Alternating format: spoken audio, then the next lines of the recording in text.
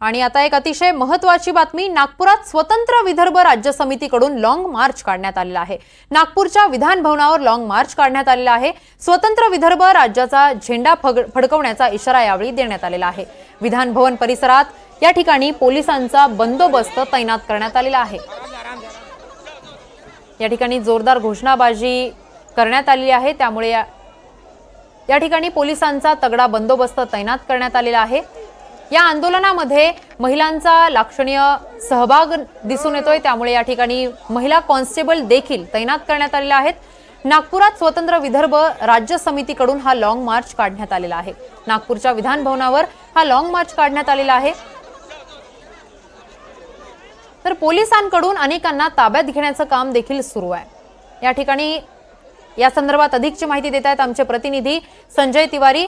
संजय, स्वतंत्र विदर्भ राज्य समितीकडून लॉंग मार्च काढण्यात आलेला आहे, विधान भवनावर हे घडत आहे। या ठिकाणी पोलिसांचा बंदोबस्त देखील दिसून येतोय, काय नेमकं घडतंय? आज ऑगस्ट क्रांती दिनाच्या निमित्ताने घोषणा झाली होती की स्वतंत्र विदर्भ राज्य आंदोलन समितीच्या वतीनं एक लॉंग मार्च काढण्यात येणार आहे आणि स्वतंत्र विदर्भ राज्याची निर्मिती व्हावी आणि त्याचप्रमाणे जे अलग वेगवेगळ्या मागण्या होत्या त्या मागण्या पूर्ततेसाठी हा मार्च काढण्यात आलेला आहे।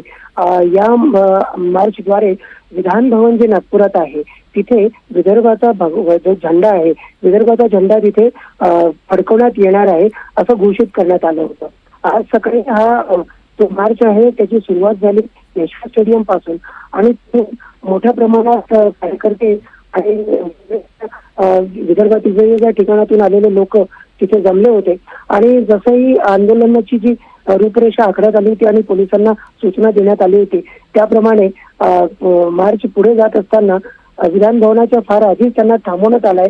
पोलिसांनी त्यांना थांबवल्यानंतर आंदोलनातील जे आंदोलनकर्ते आहेत, तरुण आंदोलनकर्ते आहेत, ते भडकले आणि त्यांनी थोडीशी म्हणजे कायदा हातात घेण्याचा प्रयत्न केला।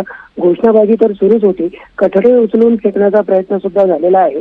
त्यापैकी 2 जे आंदोलनकर्ते होते ते भवनाच्या दिशेने झेंडा घेऊन निघाले होते, पण त्यांना पोलिसांनी वेळी चढवून अटकेत घेतलेला आहे।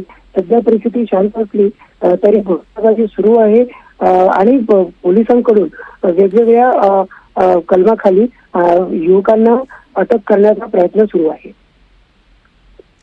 नक्कीच संजय, धन्यवाद तुम्ही दिलेल्या सविस्तर माहितीसाठी।